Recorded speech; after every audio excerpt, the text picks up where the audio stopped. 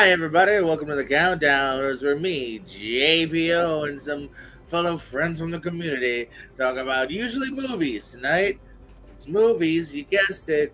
We're going to talk about movies that we like a lot from the year 2026. We're halfway done with The Son of a Bitch.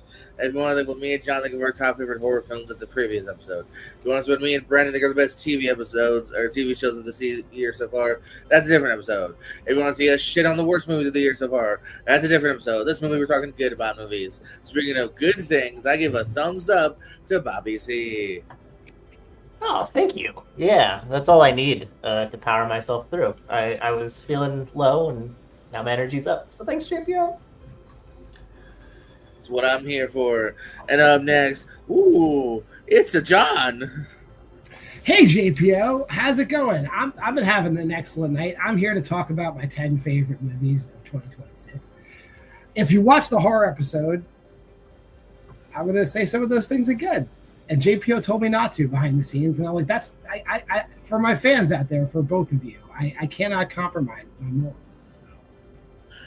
All right, I'm a compromising boss. All right, call me. Never mind, I'm not gonna make that joke. Well, nice blazer. Indeed. I'm wearing a blazer and it's blazing fucking hot, where I am at right now. Yeah. But let's face it, it wouldn't be one of these episodes if there wasn't a prick throwing hot takes repeatedly. So that's what I'm here to do.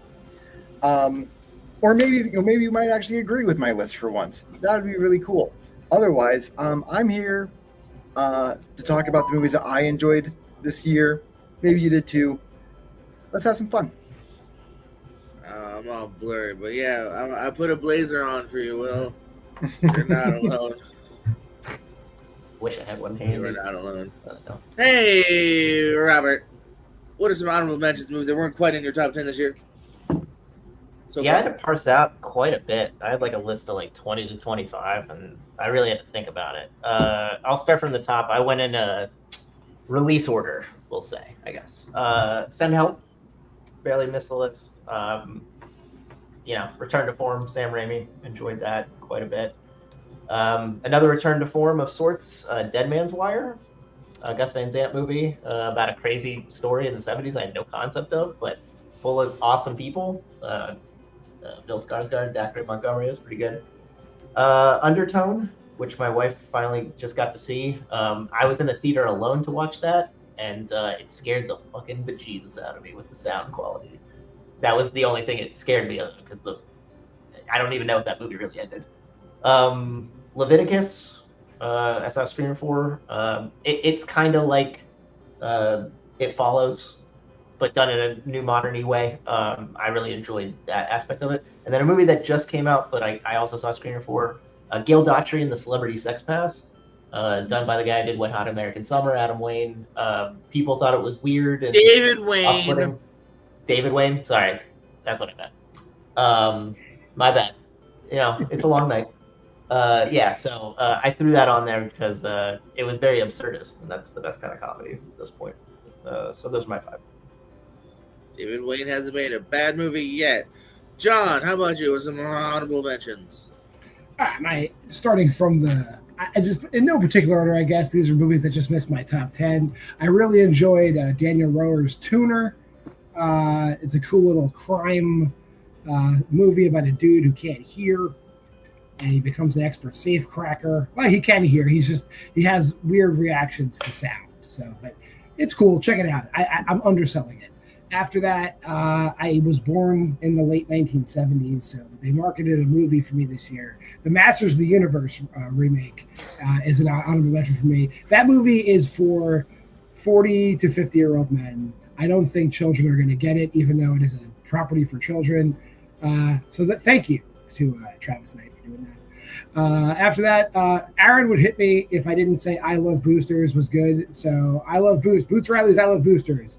I need to rewatch it because I feel like I missed a ton. It's a very, very, very, very, very, very busy movie, but it feels like uber genius. So I owe that movie a rewatch.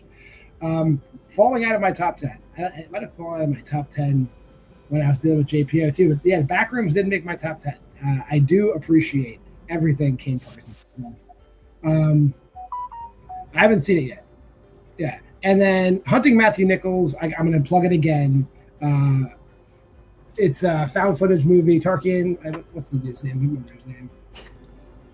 I want to plug this dude because he puts a good movie together. Markian Tarasiuk directed that movie. Excellent found footage movie. Probably, I don't think that we're going to top that found footage wise this year. Aaron needs to see that. I need to see Evil Dead Burn. Aaron needs to see Hunting Matthew Nichols. There, we're even. I need to see Evil Dead Nichols. Will, what's your honorable mentions? All right, so my honorable mentions, right now. So at the bottom, I have the Super Mario Brothers Galaxy movie. If you've looked at my letterbox, this actually was a 5-star movie for me. But at the same time, I also recognize that I was never going to be objective to this movie. So I had to mention it, but I could not in good conscience, because I can't be objective, put it in the top 10. Will has only seen 15 movies this year. Go ahead, Will. That's fucking incorrect. Just because I haven't logged anything in a while doesn't mean I haven't seen, I've only seen 15 movies. John's probably gonna have words about this one, but I still am mentioning it. The Plague wound up being just like right above that one. It is a really good movie. I like it. I don't think I just liked it as much as most other people did, and so it's still a very solid. I love a good awkward, like tense movie. So that was there. Robert already mentioned this one. I'm going to mention it again. Send Help. Very good movie.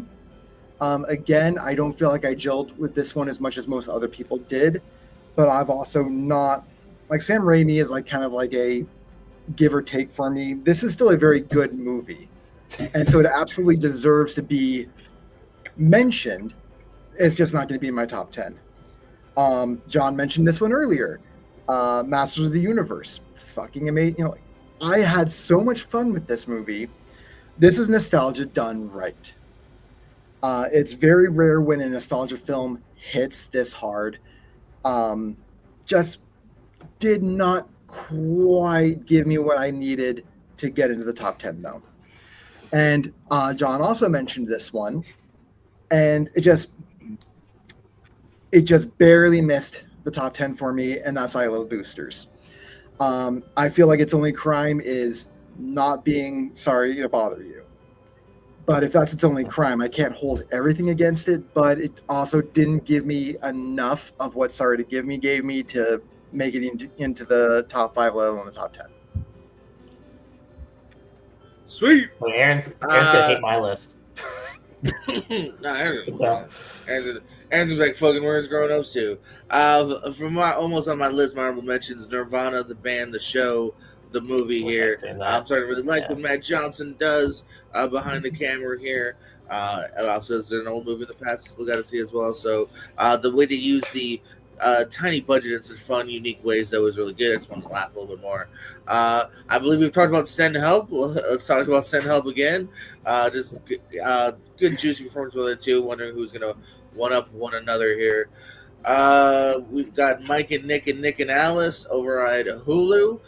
If you like Vince Vaughn, you get dual Vince Vaughns, and that's a lot of fun. And yeah, just good script, good little side characters, little fun little movie over at the Hulu. Over on Amazon Prime, The Wrecking Crew, Batista and Jason Momoa just murking fools. Yeah, I'll take that. That's fun. And then I have Over Your Dead Body. Instantly, I knew I probably would like this. I like Jason Segel a lot, so always happy to see him. Good sparring, crazy WT fudge moments. Robert, we're now in the nitty gritty. What's your number 10? Yeah, again, I have a lot of movies that are in the similar rating, so it was hard to parse these out. Interestingly enough, this is one of the movies my wife actually did go to see, and she liked it a lot, but it ends up being the lowest because how I had it ranked. I have Hokum at 10. It's scary, it's tense, it's kind of simple, but it's not very simple. There's a lot of themes to it. You could pick a lot of nits on it, but there's something about like it's kind of like a one room, one location kind of movie, sort of. He goes into like 2 or 3 technically, but I just like Adam Scott getting to be the lead of anything. I think that's good. Like there's a real shock value moment in it for me. Like I did not expect what was going to happen to lead into the main crux of what the movie was going to be. So that was great. I always like that when it comes to a movie theater experience. Side characters, mostly okay. So, I think if you've seen Hokum, that's kind of what you could expect. You know, it has a lot of cachet around it. I think I could have slotted it a little higher, but I think amongst the other things I have, which some of them are weird, you would think to have above this is where it slots in. Very nice, very evil. John, what do you got at your number 10? Hokum didn't even make my top 15, unfortunately. I did like it a lot, though. You might be wondering, Aaron's in the comments talking a lot about I Love Boosters, and people are like, "What? Where's the movie for the white people? Where's the white people's I Love Boosters?" Well, Gore Verbinski made it. It's called Good Luck, Have Fun, Don't Die. That's my number 10 of the year. I enjoyed it. It was just accessible to me as a white. Going into seeing whites have their adventures. I like seeing white people have wacky, existential adventures. I'm kidding. I Love Boosters is great, but this movie was just a blast from beginning to end. It's absurd as well. Sam Rockwell's killing it, pissing on the floor. All the supporting cast is great. And just like I Love Boosters, it doesn't need to explain anything that's going on. It does try to, but plenty is left unexplained intentionally, and it winds up being an incredibly enjoyable film. I would say, go check that out at the end. Will, what do you have at your number 10? So it feels like the theme so far is just like movies that are just like weird as fuck for no apparent reason. So I chose the weirdest fuck movie before the kiddos. I chose Hoppers. This movie feels like this movie feels like something that I would have watched as a 7-year-old, where people were just letting giant piles of sentient cocaine direct movies, and that's exactly what this feels like. But what those movies didn't have, this movie does. It has a really good story, has a really compelling narrative. The vocal performances are really good. This is one that I've come back to not just because I have a kid. I've watched this movie by myself a couple times, and I always have a blast with it. It warms my heart and makes my face hurt from laughing. It's just wonderful. Hoppers, we're hopping on over to me. We're gonna hop on. I don't know where my segue's going. The Power Ballad. I quite enjoyed. We saw it pretty recently here. Another just fun. Really good Paul Rudd performance here. Also has that kind of show Tony voice as well.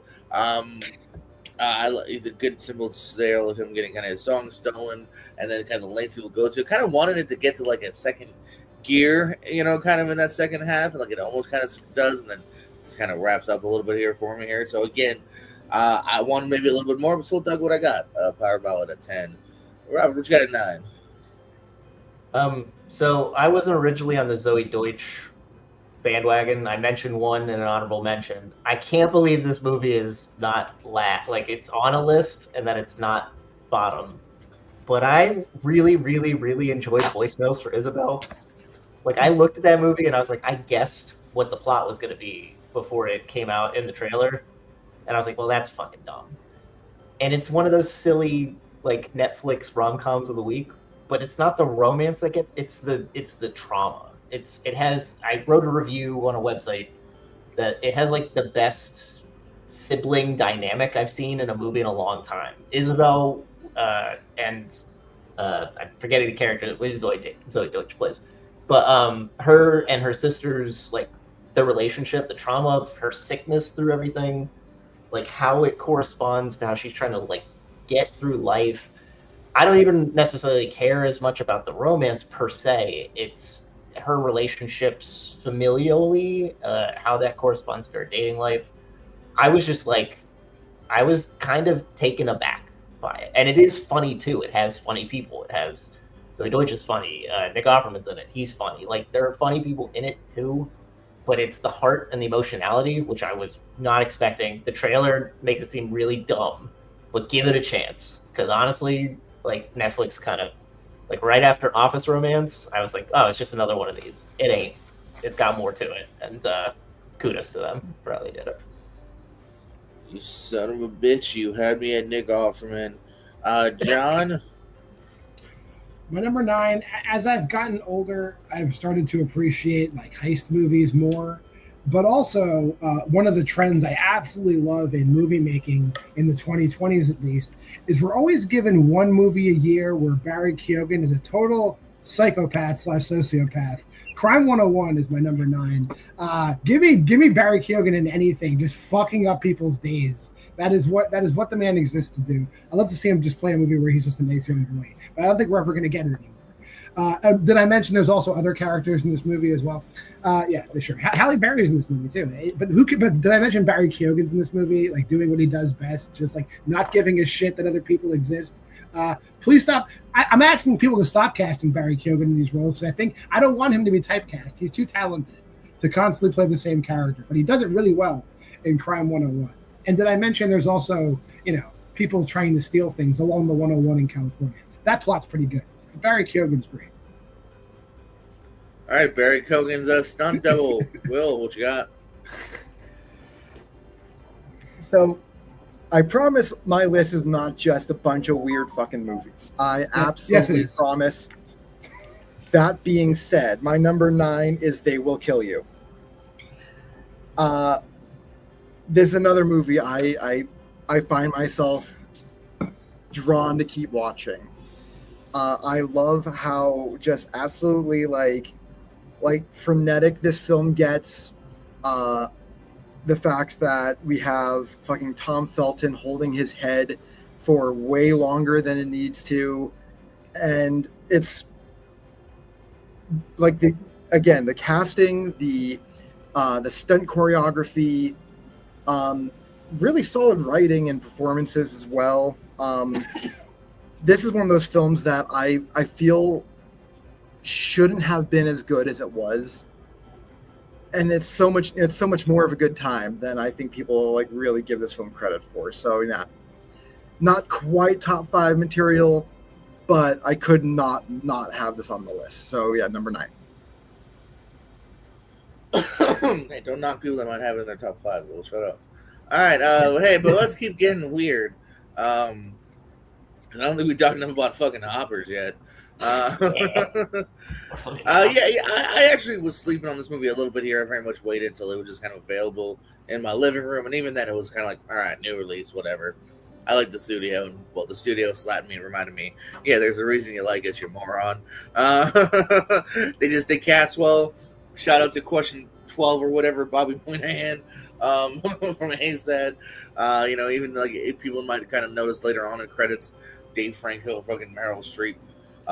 It looks great too. It's really fun. Like, if I don't love CGI necessarily in a real life practical movie, but like when it's just gorgeous CGI like this, I can get swept up almost just as any kind of good drama. So nice little story. You might have seen it before, sure, but they do it so damn well. So hoppers as we hop to Robert's number 8.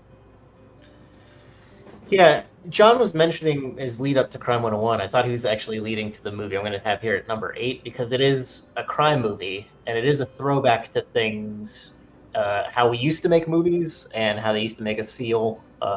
My number 8 is Caroline. This was a movie that it's billed as like it's just a Bonnie and Clyde like ripoff, but what I like about it is it's sincere. Like those movies nowadays usually have a lot of like sarcasm, sardonic nature behind them. This one is just about 2 people who are trying to find their place in the world. They find it, and the chemistry between Samara Weaving and I'm blanking on the Kyle Gallner. Kyle Gallner, yeah, is just like incredible. Like it lights up. every screen you could think of. It's very simplistic.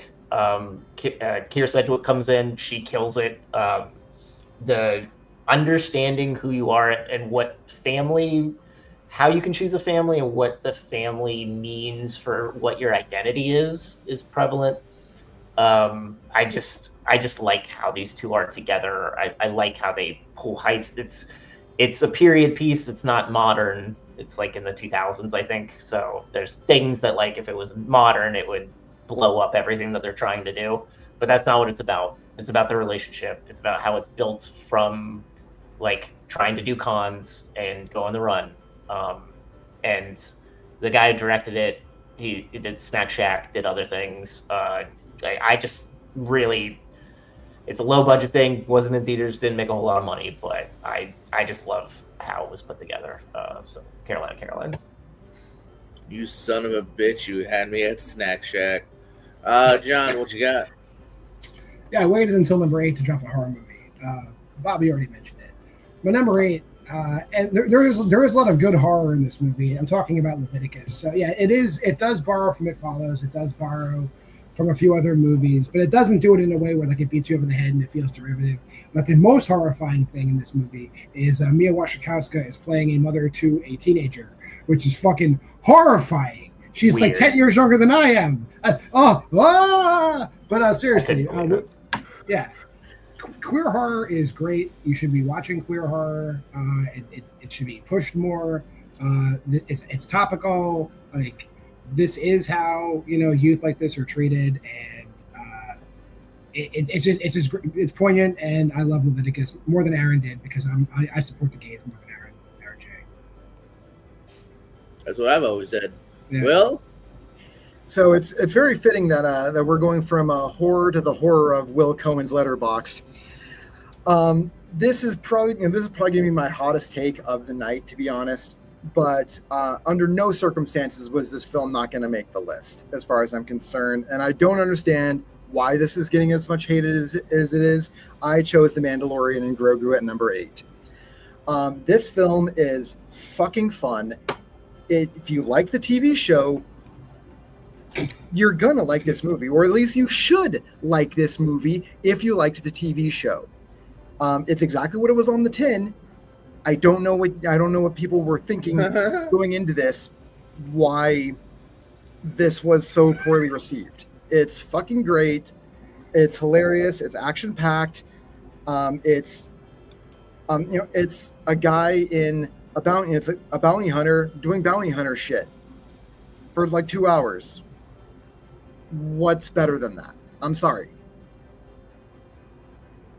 Actually, I'm not sorry, but yeah. Number 8. Sweet. No, I'm here. I'm trying to write this title out. I wasn't prepared. Look at that cute little guy doing things. He's adorable. He's fucking adorable. I haven't seen any episodes of The Mandalorian.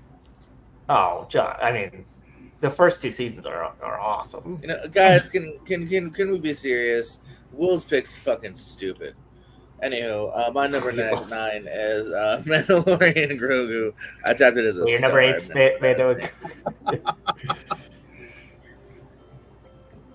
So I'll just for my 2 cents. Yeah, I'll throw in one. I'm not Star Wars fatigued. I've skipped a lot of TV shows and stuff too. So I was actually kind of jonesing for like a big screen Star Wars, and like I like what they do with most of the effects, from it's the creatures down at the bottom to the actual fight scenes. I thought they worked pretty well here.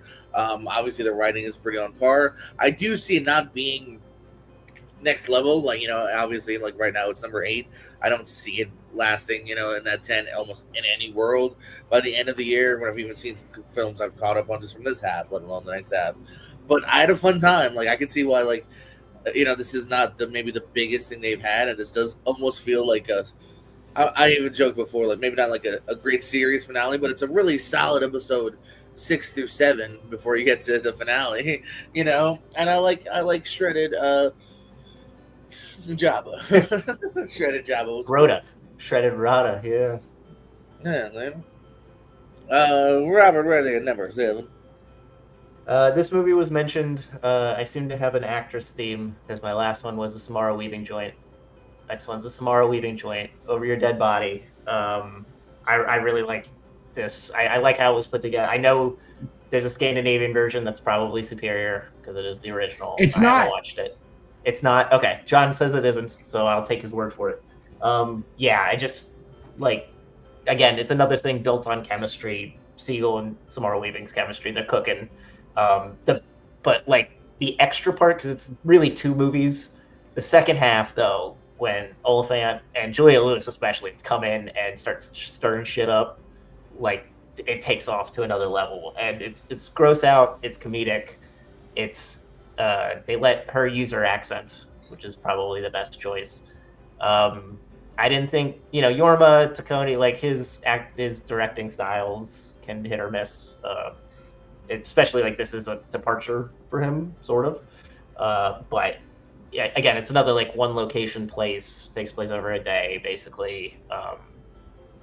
Comedy and horror, it goes hand in hand. It works. Probably comedy works the best in horror genre type stuff at this point in time.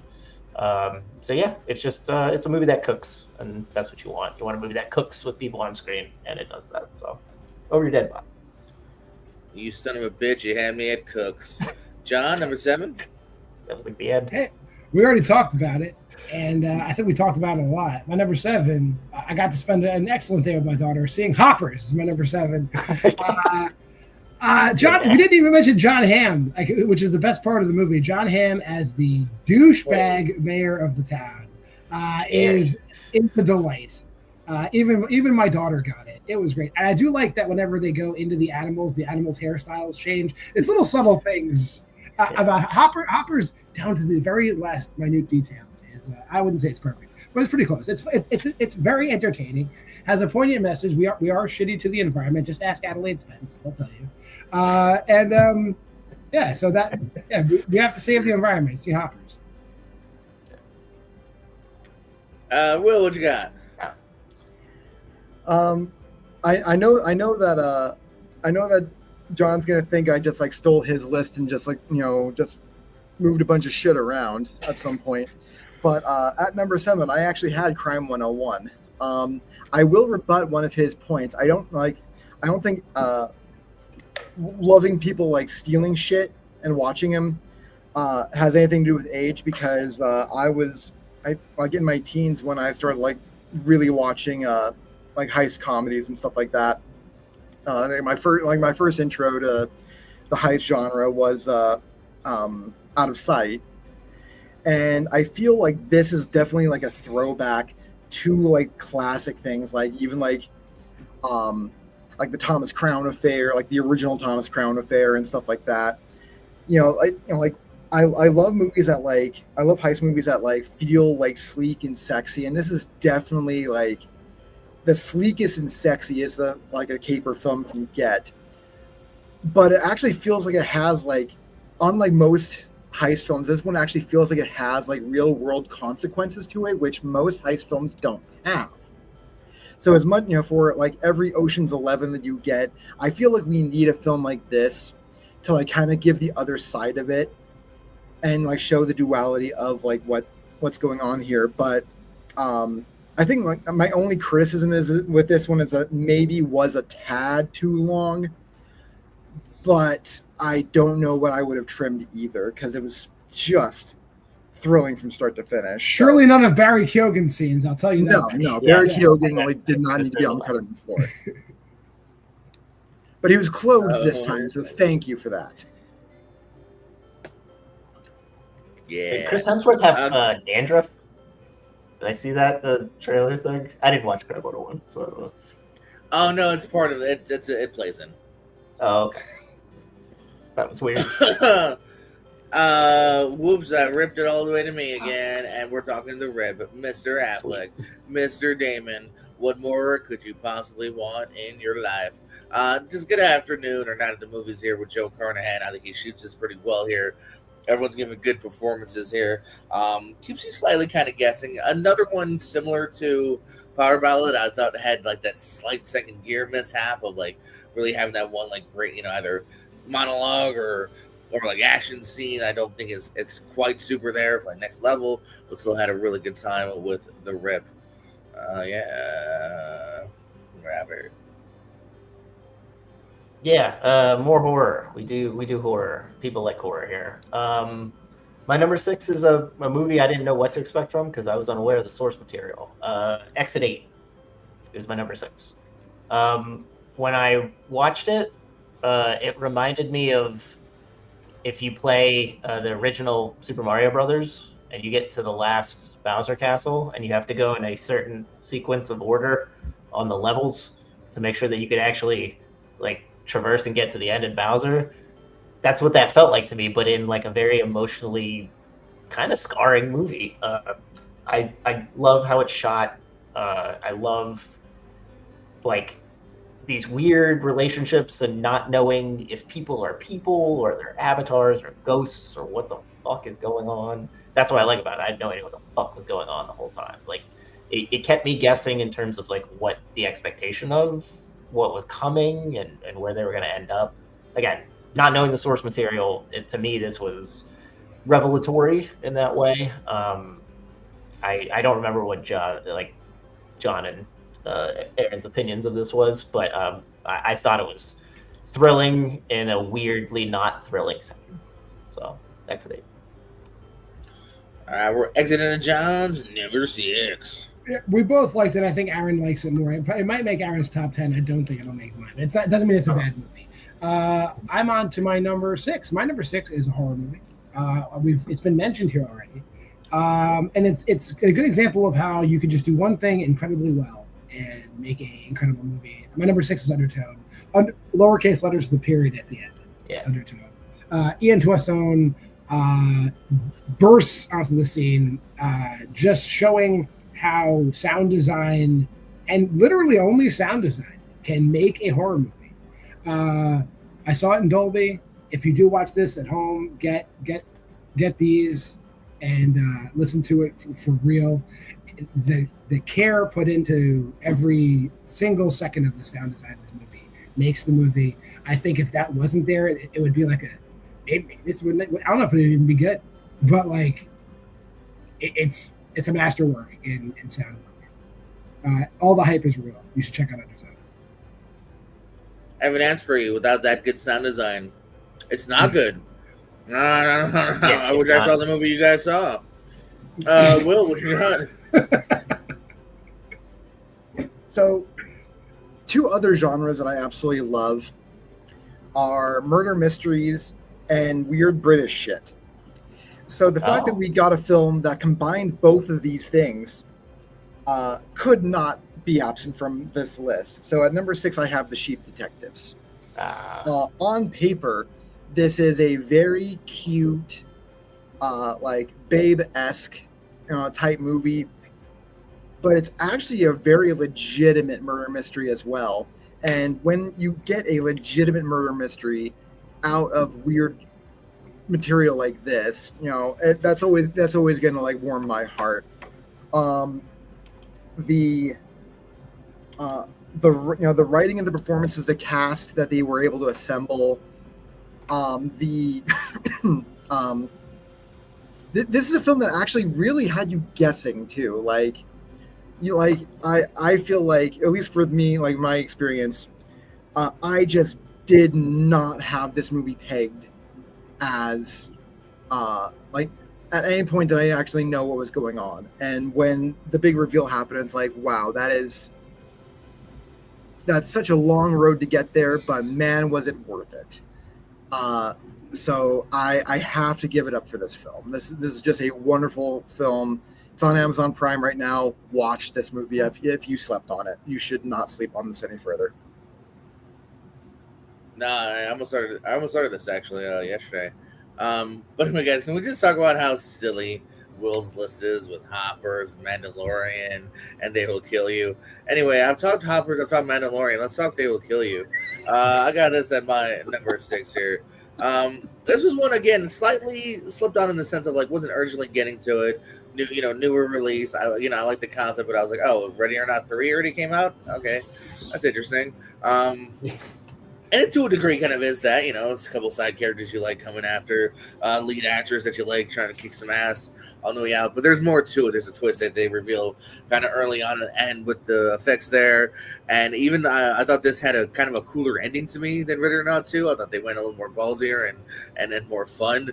And I just dug some of the action a little bit more as well, too. So I had a really good time with this. They Will Kill You. Robert, what you got at number 5? Halfway there. That might have been higher in honorable mentions or on my list had it not come out like right across from Ready or Not 2. Or if it come up first. We start getting into the 5s and beyond, start parsing things out. It gets a little wonky. Aaron might hate me for this, or maybe he'll be happy that I have this on my list. My number 5 is another Netflix movie, shill for Netflix, I guess. Remarkably Beautiful Creatures. It's thought bright, this movie remarkably bright creatures. Bright. Is that what it? Oh, well, shit. I thought it was. Pretty sure. Are you sure? Okay. I'm almost positive, but I'll look it up while you talk. Okay. Well, maybe it was. Anyway, I didn't know what to expect. I thought this would kind of be a silly movie. Oh, I had it written wrong. Weirdly, yeah, I'm weird. I didn't know what to expect from this movie. I thought it was just like, I saw some Sally Field, Lewis Pullman interviews, and I was like, oh, they're so adorable together. Maybe that will play into the chemistry of how this is going to go. And it did in spades. You think it's just this silly thing where they talk to Alfred Molina, who is an octopus. But, he's just kind of like the narrator, giving context to things that are happening around it. But the core story is between the two leads, and again, people searching for comfort in unexpected places. I like movies like that when people come out of nowhere and they end up kind of being the answer to the question maybe you weren't ready to ask, or you were asking but you didn't expect them to be the ones holding the answers, I guess. It's beautiful. Maybe that's why I thought it was in the title. It's a beautiful film. It has a little twist at the end, which you could catch, but if you're just into the emotions of everything, it might pass you up. And so having a little mystery, having a lot of emotion, having a lot of good interfamilial dynamic and interpersonal dynamic plays really well. So Remarkably Bright Creatures. Oh, John, what you got number 5? The twist is that they got Dr. Octopus to play an octopus. That's the twist. I spoiled it for everybody. My number 5, I was definitely psyched to see this movie, and I didn't realize how close to home it hit for me, and probably a couple other people. I played a lot of sports when I was a kid, but The Plague is crazily accurate with how shitty adolescent boys can be to each other. And if you ever had any kind of experiences, whether you were bullied or a bully, The Plague is layers and layers of just how kids deal with awkward kids, and it's just brutal and honest and true. And it was the first 5-star movie I saw this year. And yes, it's about water polo, which isn't a cool sport at all, but they work it. Charlie Pullinger, I want to see what he does next. His shorts are also very good if you can find them. This movie was based on a short movie he did, and I really want whatever he does next, I'll be there. Day one. Yeah. Shout out to Peterson and Brad, the two bullies. I can't quite forget. Will, what you got? So, I remember talking to a coworker of mine about this, and him saying that it was probably the worst film that he saw in the year. But luckily, everyone else I talked to said that they really liked this. So maybe this being at number 5 isn't the shock. The fact that it hasn't been mentioned yet tonight makes me think no one else has this on their list so far. I chose Project Hail Mary for my number 5. I don't always love Space Odyssey type things. But this hit home on a level I wasn't prepared for. This film just kind of crept up on me and kicked my heart right in the nuts. For the entire movie to like make you care about this weird CGI rock creature and like what could possibly be happening to it on the other side of this glass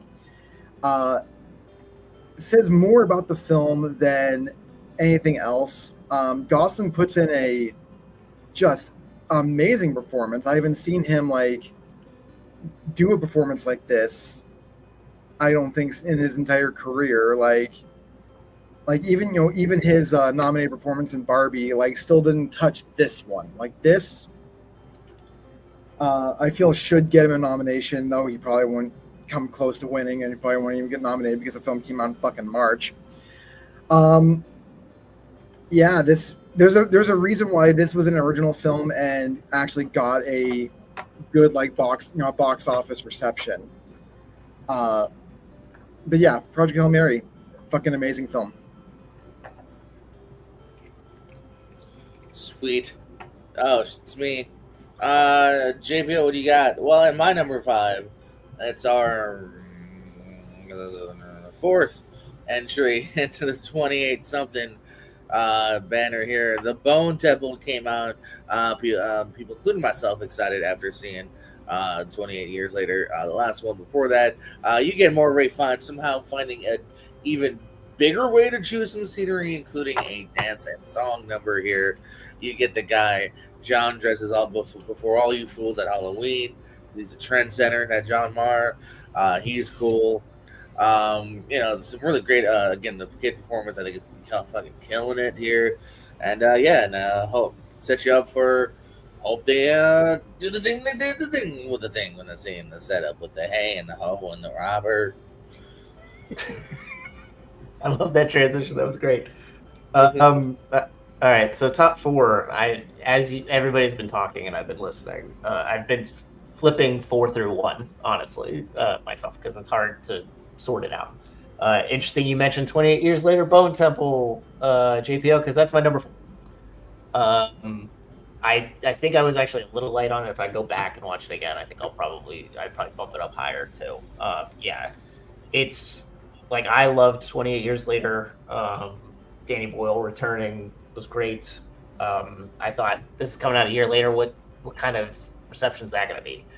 And it's as good, if not better. I think I rated 28 years later higher, but like if I go back, I'd probably switch that up too.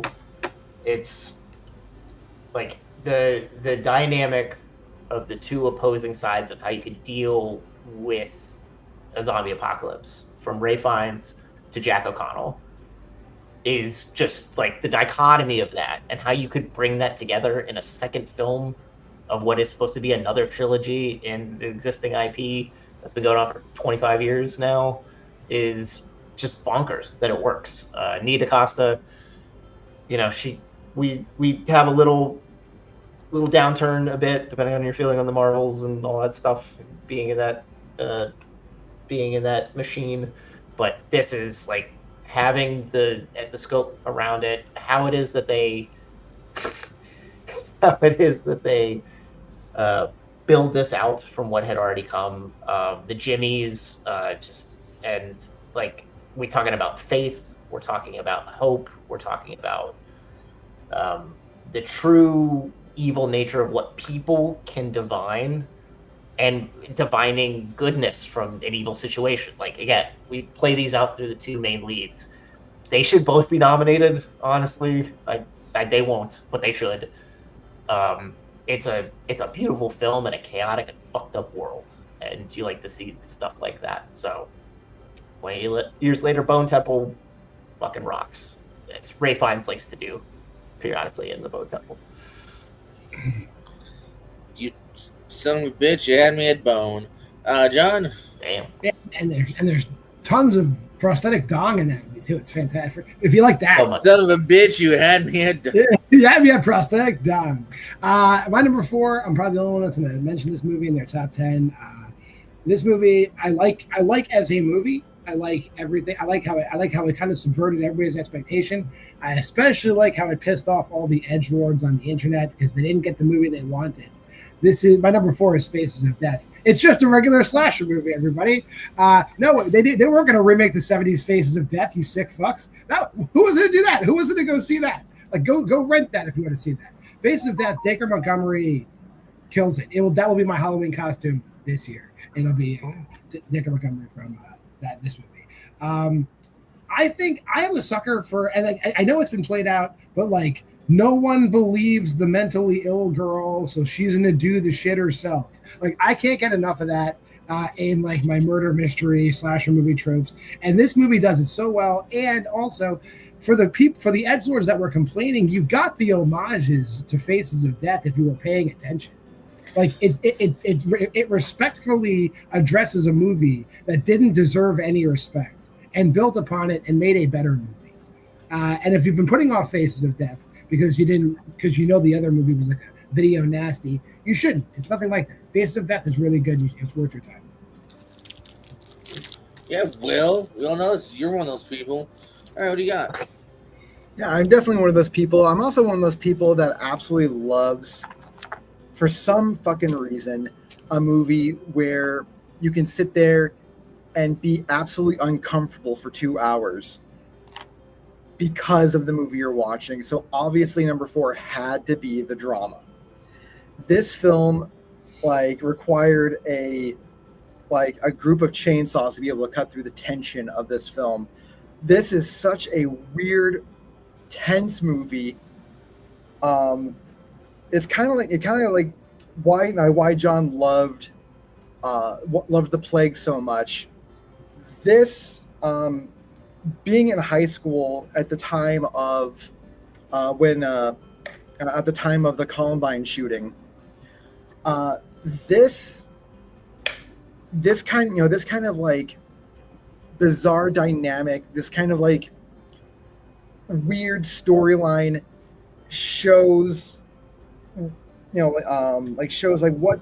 what kind of people we are inside, like if we can actually sympathize or empathize with someone who could potentially do something like this, and the repercussions of admitting something to that effect is just like electrifying. And plus like the dynamic between Robert Pattinson and Zendaya is amazing. Like I did not think that these two could pull something like this off, but my God, this was not the film I was expecting it to be. But I just cannot talk about the praises I have for this film more. Well, I'll talk about it more because my number 4, I'm just joking, I don't have that one. And also, too, I want to say, Aaron J., check out this heartless asshole Robert having Remarkably Bright Creatures at 5. I've got it at 4. Because, I was able to check that out on Netflix. Kind of another word-of-mouth movie I wasn't necessarily, like, super jumping to, but I heard good things. I really liked kind of a lot of the choices Lewis Pullman's been pulling. I think he's put together a decent filmography that kind of makes him an interesting actor to follow. Dr. Ock being a great octopus, who saw that coming, and actually caring about the journey that's on this octopus and those around him. Robert said it very nicely. People finding each other, unique times in their lives, leaning on each other. Just really well intended, really nice movie. Sally Field, another one, has some sneaky good ones out in there too. Oh, hey Robert, what you got? So I think my number 3 would probably be the largest gap of movies that we have in our top 10s, because my number 3 is a movie that was mentioned a long, long time ago, and it's Good Luck, Have Fun, Don't Die. I give this movie 5 stars. Sam Rockwell's incandescent in this movie. Like he's doing shit, and he's like on another plane of existence as far as like people study Buddhism and try to achieve nirvana, and I feel like he's achieving nirvana in this fucking movie.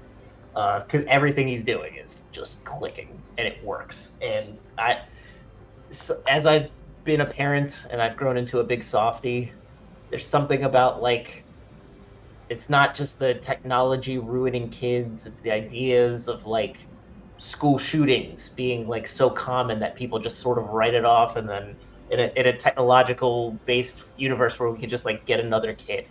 I didn't expect this kind of thing from Gore Verbinski, given kind of his last couple efforts. it's an old schooly type of thing too, even though it deals with like a new school type of problem. There was a movie that came out called, was it Mercy? Was Mercy the Chris Pratt movie, right? Yeah, yes, it was. Where I didn't watch it, but I heard like we were a little more okay with the idea of what AI can do. This was like the antithesis of that. It was like, avoid it and treat it like the plague at all fucking costs, because it will be the downfall of humanity. And those kind of movies I like. And it John mentioned it before, all the supporting characters, how we get to go into their backstories.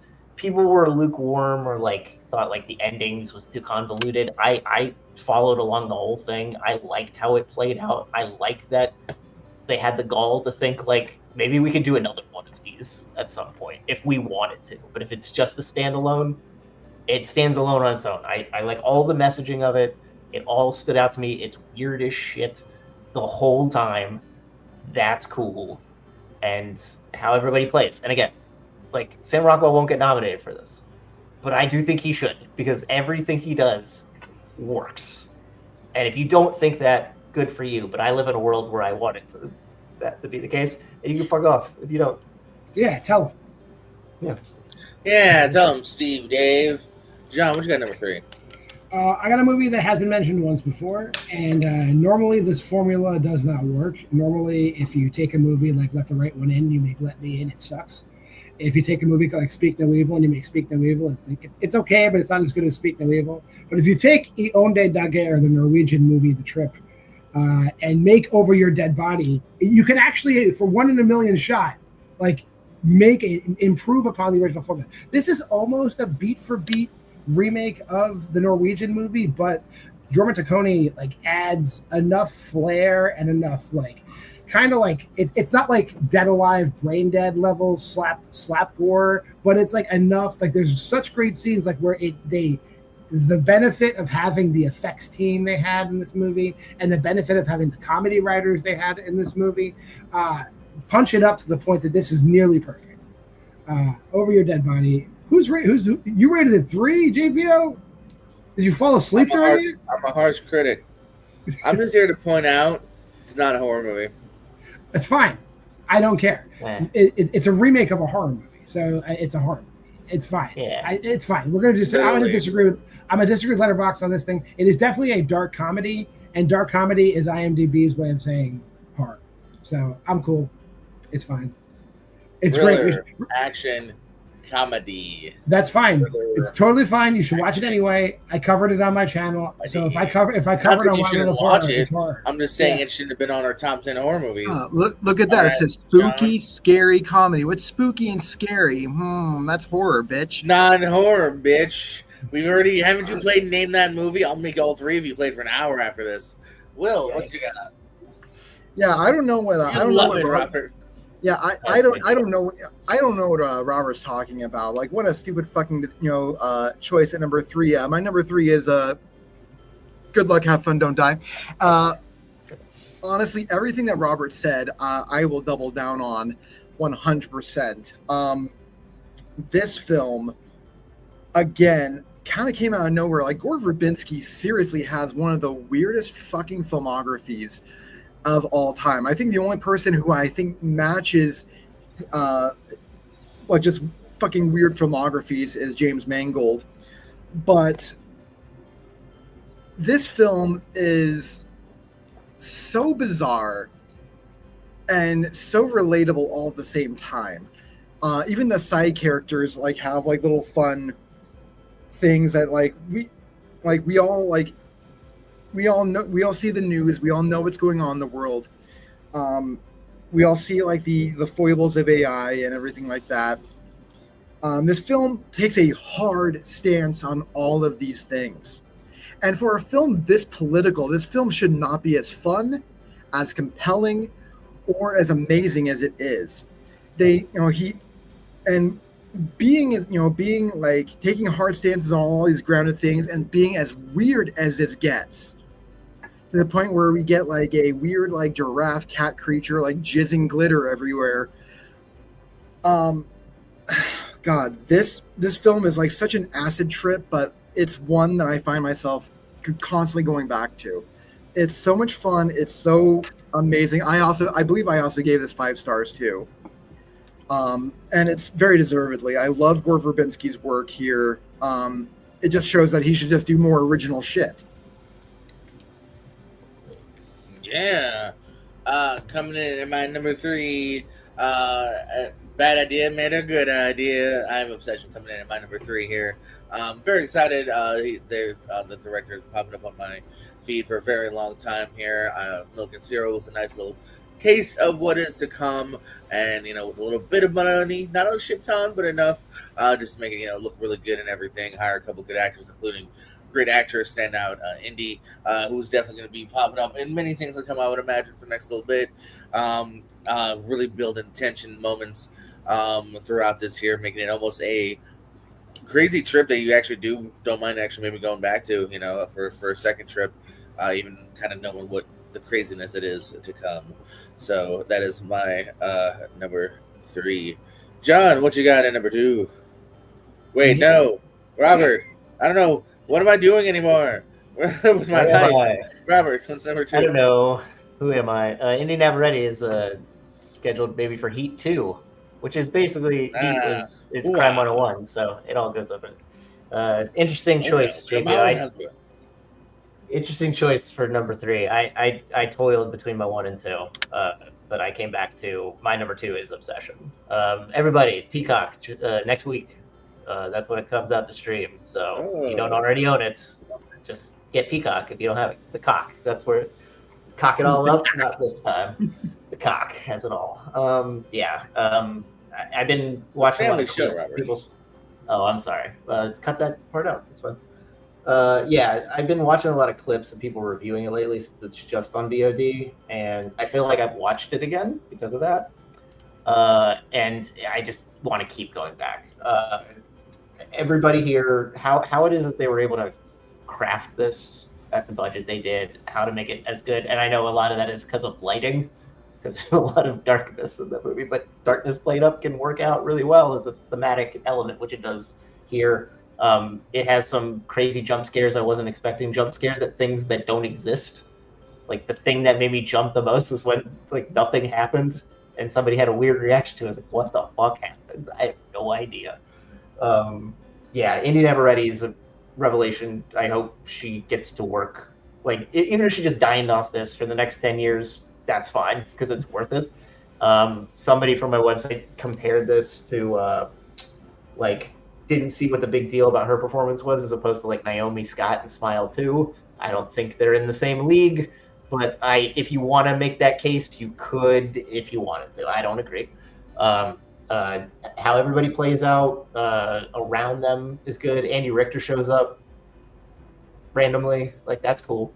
Doesn't mean anything, but it's the body dysmorphia. It's the what does it really mean to love somebody and all the trials and tribulations of that? It's, the revelation that the dude is obviously that's not a revelation. You can just watch the movie, Michael Johnson's the villain of the movie. It's pretty clear. Just grow a ball sack and just tell people how you feel. It's okay. Or, cancel your wish earlier when, things are going bad. It's pretty simple. And it has those nitpicks in it, but it doesn't matter because you're along for the ride the whole time. It keeps you so engaged. It's a little more graphic than I would have thought, and apparently there's a cut where it's even more graphic than it turned out being. So that would be nice to see. Maybe DVD extras, Blu-rays, maybe they'll have that for the stuff on the cutting room floor. And Curry Barker was in an episode of It's Always Sunny in Philadelphia, so everything he wants to do is great. Good for him. Obsession could have been number 1. I parsed it out, but I'll keep it at number 2. And maybe we'll get to let him into your arcades. John, what you got at number 2? My number 2 has been mentioned already. My number 2 is the drama. Christopher Borgli can write. Between this and Dream Scenario, it's what the scripts this guy writes are incredible. And honestly, even though she's not putting on the greatest performance, I want to aim for Villain of the Year. What a bitch. The character, not her. I'm sure she's delightful. But like every time she was, I've never hated a character more. It's like just fucking get over it. Like stop ruining it for everybody. But yeah, Robert Pattinson's and Zendaya also great in this movie. So layered and like just like when they actually reveal the drama, you're like, holy shit! Like that's like not what I was expecting, and they just run with it.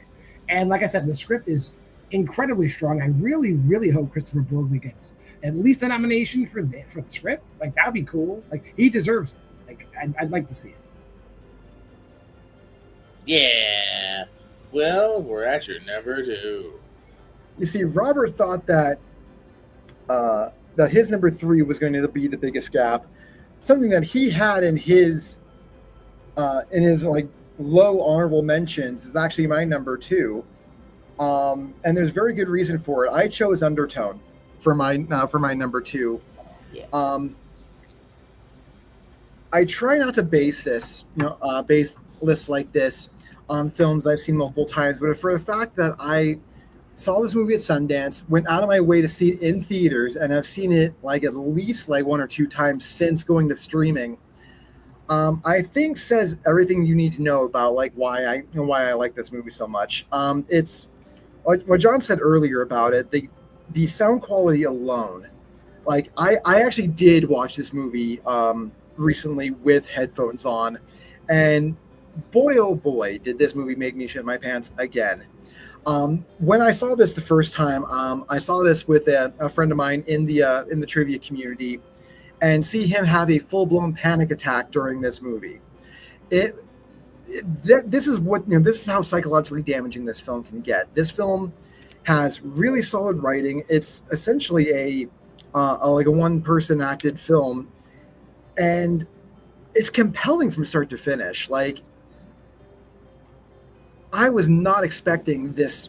Like when I saw the trailers for this film, I didn't know what to make of it. So when I saw it, and this is the finished product we got, I could not keep my eyes off of it. Such a great movie. And interesting fact, the guy who directed this is going to be making the next Paranormal Activity movie. That's going to make everyone shit their pants. That's going to be fucking amazing. So yeah, I can't speak the praises of this film enough. It almost became number 1, but the film that I have at number 1 deserves to be at number 1. So we'll cover that after JPO and everyone else does their shit. Yeah, that's how the show works. All right, cool. Yeah, exactly. Coming in my number 2. It's been brought up, but we're bringing it up again. Good luck. Have fun. Don't die. Had such a ball with this movie here. This one actually went in with some hope. Verbinski at least knows how to make a cool looking movie when he wants to. So if he has a little bit of a mind and budget, okay, we'll see. Then also, I just love my boy Sam Rockwell here. I think he's from the first 5 minutes. I'm like, all right, if you can kind of keep up this level of what I'm enjoying, I think we might be okay. And I think it does that pretty darn well here. I enjoyed the segues of, Pena and Zazie. I really enjoyed the Juno Temple storyline, some of the revelations that come from these different characters here. The batshit glowing kitty has been brought up already that is pooping along. It's an entertaining, cool looking, fun ride. It has a bit of, a moment and weights in it as well. And yeah, I had a lot of fun with this one here. We talked a good amount of movies, but gosh darn it, we're about to talk about our favorite movie of the year. Robert, what is your favorite movie of 2026, and why is it Scream 7? Oh God! If we had like a bottom 10, and then underneath the bottom 10, like the space between spaces, the bottoms of bottoms, Scream 7. Well, we got Chad and Hunter backstage. They're going to argue with it. Okay, sorry. Oh, great. I'd love to hear it. My number 1 was mentioned. I had 2 5-star movies. Maybe Obsession I would throw up there as another 5-star at this point. But the other one I had was mentioned. Again, I said I've been a big softie since the birth of my child. So according to Aaron, I have the emotional width of a 14-year-old girl because my number 1 is Project Hail Mary. So like it's one person in space. Andy Weir book adapted. We saw it in The Martian. People went, The Martian's better. You can do whatever you want with that. I just thought, like, every time I wasn't expecting to feel as much as I could, I felt more. And that happened with every ending, which again, people were with like Good Luck, Have Fun, Don't Die. People had problems with like that there were too many endings and it went too long. I was along for the ride the whole time. If you can make a weird fucking rock puppet have this much heart and care and make me care so much about it in whatever scenario you want to put it in, and then not only that, but his dynamic with Sandra Kuhler, how people blow off steam. You have is it AT&T lady? I don't remember. Milena Van Trump, yeah, she's Milena Van Trump, yeah. Ken Lung, you got all these people who are just kind of filling in the gaps, but it doesn't really matter because the whole dynamic is about Ryan Gosling with a puppet. I like how, like, his reluctant hero arc happens, and I like that he's a dude that isn't really thought of very much in the community, but people see something in him. It's a chance for people to extend beyond I like movies where people are not seen at the top of their profession, or people, like, they're not given a whole lot of, they're short shrifted and people aren't expecting a lot from them, and then they manage to overcome that. And he does that at every turn. That's important. It's another thing about how we're killing our planet. Take that as it will, but done in a cool sci-fi way. The beauty of the, like, when they go to the moon and they turn on the infrared or whatever and they see the lights in space is just breathtaking. The practicalness of how they do the ship movements is dynamic. Yeah, I don't care if it's like common. I don't care if it's basic ass shit. I love this movie. It made me cry a lot. And if you make me cry, which is not really that hard nowadays, but you get thrown up into the upper echelon of things I've seen. So, Project Hail Mary #1 for me. Here, I'll make you cry. Scream 7 Marathon. Scream 7 No, that makes me vomit. That's a different type of crying. Yeah. That's crying from the mouth. Yeah. Well, you son of a bitch, you had me at Rocky. John, what you got at number 1? I don't think my number one's a surprise to anybody. I'm part of a group on Facebook called Horror Movie Addicts, and every day some moron goes on there and tells them that this movie is not that big of a deal. And the horror community dogpiles on those folks. No, Scream 7 sucked. Don't do that. Don't take that down. My number one is Obsession. Every day someone's like, Obsession was fine, and they get shit on. And that's the way that is the America that I want. Give India Navarrete her Oscar, please. I mean, you didn't give it to Demi Moore. I guess I can live with that. If this gets overlooked, unless in the second half of the year somebody comes along and does some incredible shit, like, I don't think they top this performance. It better at least get nominated. I will march on Los Angeles. Watch me. Watch him now. Oh, I like the way you work it. Will is what is your number 1? So everyone who knows me in this community knows I am a cat lover through and through. I love my cats. I loved my first cat when I moved to Utah. I love looking at all the cats. JPO's cat, I want to pet so bad. So for me to have Obsession as my number 1 should tell you why that movie is amazing. This film, I didn't know what to make of the trailer. Like that original trailer where you just see the guy like talking on the phone to customer service. I didn't know what to make of this. So when this film starts as hard as it does and goes everywhere this chooses to go, John's right. The lead actress absolutely needs to be nominated for this and fucking win. But also, the writer needs to be nominated for this. This is easily one of the best written horror films I have seen in the last 10 years. It is tense. It is suspenseful. At times, there is some gory elements to it, but at no point does it ever feel like too much. Like it feel like what, and maybe I'm just a sadistic bastard, but looking at like when I saw this in a crowded theater, seeing three people, seeing three couples going on date night to this movie, I wanted to know if they broke up after this movie, because Jesus Christ, you do not go on, you do not take a date to see this fucking movie. Oh my God, this is not date night material. But I digress. Like what John said, I am very curious to see if anything could dethrone Obsession from number one. I foresee this still being my number one at the end of the year, because the amount of mountains I would have to climb, any movie I would have to climb to reach this film at all, is just Herculean at best. I do not foresee this happening. This is another movie I cannot stop talking about. It's so fucked up. I cannot wait for this to go to streaming so I can watch it a whole shitload of times and just laugh my ass off at that ending again, because I am a sadistic dick. So yeah, Obsession number one for sure. Can I say something before you go, Dripio? Yeah, Please absolutely. go. I was Thank looking you, at Will. 2027 Oscar odds, and Obsession's very not included in anything except for Indy Neveretti, an actress. Oh, So well, hopefully that's a that shame. means something. I hope it doesn't happen just because I want to see John March. yeah, Curry Barker needs Curry to- Barker should be nominated too. Should be nominated. 100%. He won't be. And No, I hope he I'm won't. wrong. Gotta be I that. hope I'm wrong. For the record.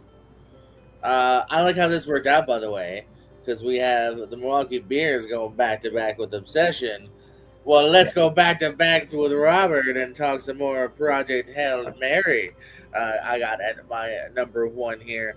I saw this after some glowing reviews. One of those, all right, let's see, if we can at least match it, and it matched it. If not overly did it here for me.